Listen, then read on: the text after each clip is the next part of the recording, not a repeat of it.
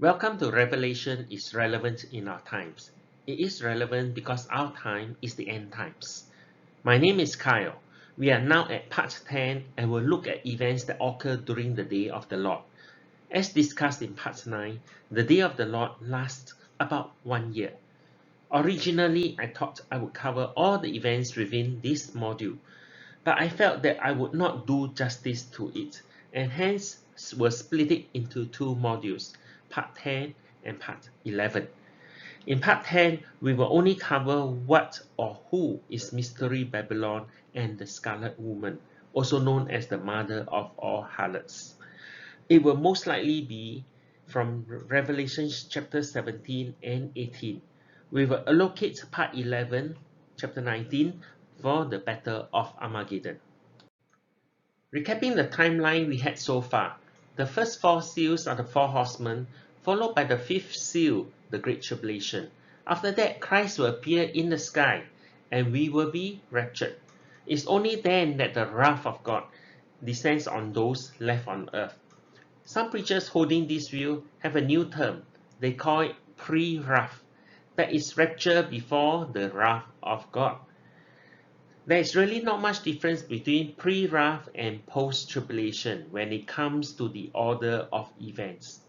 Perhaps the slight difference is that the pre-wrath pastors preach a shortened tribulation of 2.5 years, while I, in the traditional post-tribulation camp, still hold on to a 3.5 years tribulation before the return of our Lord. If time permits, I will do a deep discussion with verses why 3.5 years is the case. In my opinion, 3.5 years is already shortened. If it were to be 4 or 5 years, none of us will survive. But let's leave this to another time. At the seventh seal, the day of the Lord begins. It consists of 7 trumpets, judgment, and 7 bowls of God's wrath. The 7 bowls are within the 7th trumpet. Within this period, God talks about the fall of Babylon. It was first pronounced in Revelation 14 after the 7th trumpet and before the bowl of wrath descended onto earth, and then again in Revelation 16 at the 7th bowl, and then in much further detail in Revelations chapter 17 and 18. Let's look into it. There are two terms that come out regarding this matter. One is the great city, or Babylon the Great. The other is the Scarlet Woman, the great prostitute, the mother of harlots. You can see the things that she does, making nations drunk, committing adulteries, and more. Let's see what these symbolic terms represent. Many waters is specifically explained to represent the nation and people of the world. So the harlot sits on many waters, have influence across the entire world. Adultery refers to the worship of false god. In the end times, it will most likely be beast worship, that is worshipping Antichrist as God. Intoxicate, she will lead the nations astray. They will be so drunk that they lose their rationale and reason and just follow her and the beast. Dressed in purple, signifying extreme wealth with many powerful followers. We are already seeing this today. Golden cup with abominable things. She will use her wealth and power to perpetuate all kinds of demonic practices. The scarlet beast is the Antichrist, the same as the first beast in Revelation 13. The interesting thing is that she sits on the beast. Think for a moment, would the king, in inverted commas, allow the harlot to sit on him? This seems to imply that the Antichrist initially needs the harlot to help him rise to power and allow her to ride on him. But we will see later that Antichrist will turn against her and devour her flesh. Finally, the harlot is also responsible for the death of many Christians during the Great Tribulation. If you recall in part 6 of my video series, which beast led the slaughter of Christians? The first beast or the second beast. In Revelation 17:5, the word written on the woman's forehead is mystery, Babylon the Great, mother of harlots, the abomination of the earth. And in Revelation 17:18, it says that the woman is that great city. So the harlot and mystery Babylon is treated as one and the same. In fact, they are so intertwined that preachers often use the two terms interchangeably. However, since the woman is a personification while Babylon is clearly depicted as a city, let's split some hair and try to distinguish the two. In Revelation 12, the woman refers to the nation of Israel. It is alive and organic. Hence, the harlot should also represent something organic, while Babylon remains a city. At this point, I will risk presenting my interpretation to this. I could be wrong, so please pray and ask God to reveal to you the truth. The harlot represents an institution, most likely a religious order, while Babylon is the HQ of the religious order. The HQ will be so dominant that it almost encompasses an entire city. Why a religious order?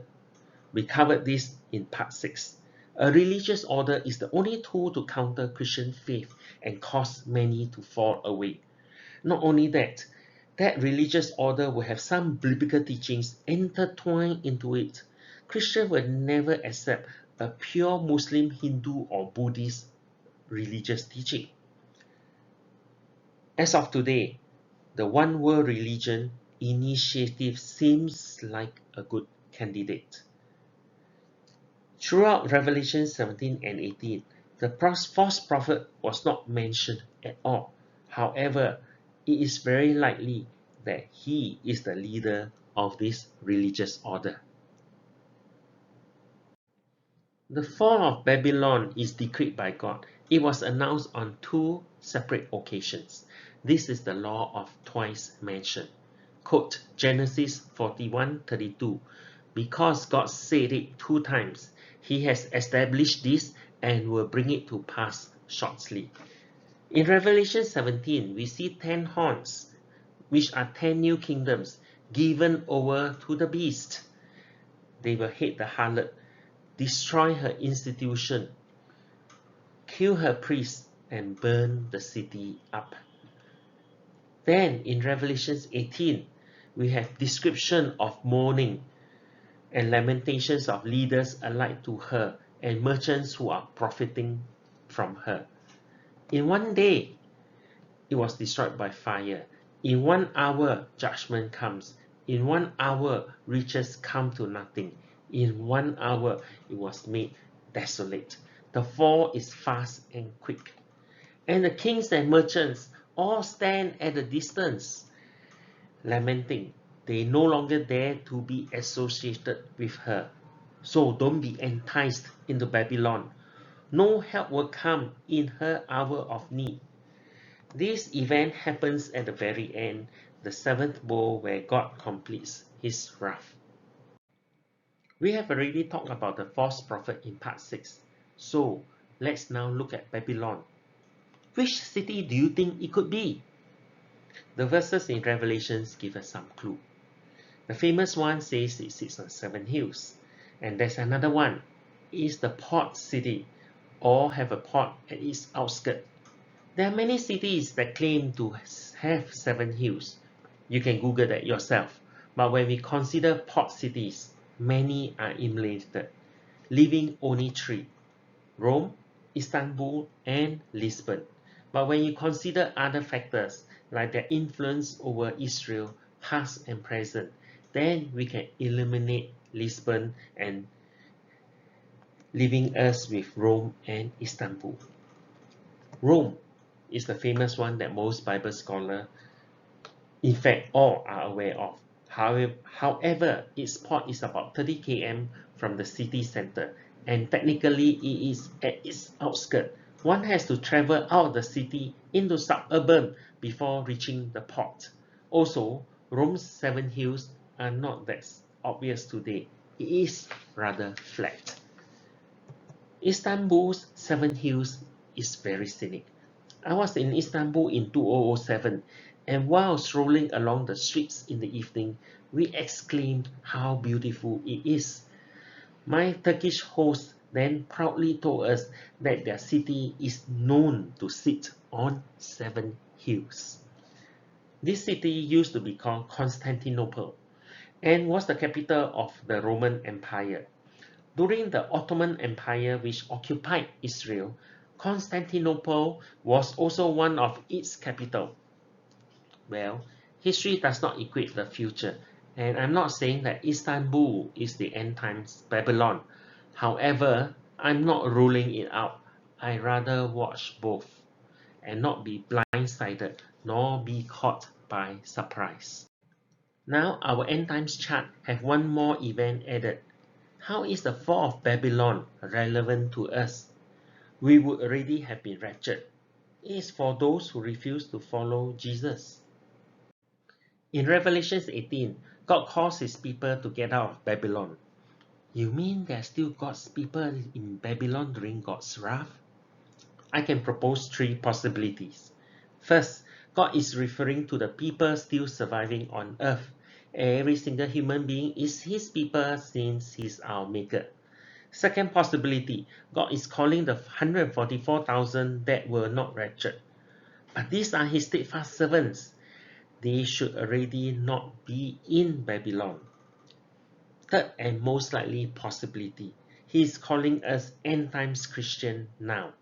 Yes, even now, to get out of the Babylonian system of control and all the enticement that it has, that it is using to intoxicate us. This is my closing message for this module. The white horse of deception is getting stronger and stronger. Already many friends, Christians included, think the end times Christians are delirious and fanatical. They are so deceived that they do not recognize the system the harlot is putting in place. This system of control is subtle, yet they have already openly admitted to what they are doing. For example, the ability to hack human genes, aka gene editing. Anyway, let's end with a positive note. God wins in the end. Even before we reach Revelation 19, God already reminds us that Jesus will win. So, do you want to enjoy the comfort of Babylon in spite of its trap? Or do you want to follow Jesus, the Lord of Lords and King of Kings? In the next module, we will wrap up the Day of the Lord with Revelations 19. Finally, we will cover the Battle of Armageddon. It should be the second last module for this video series. Till then, see you in the next module.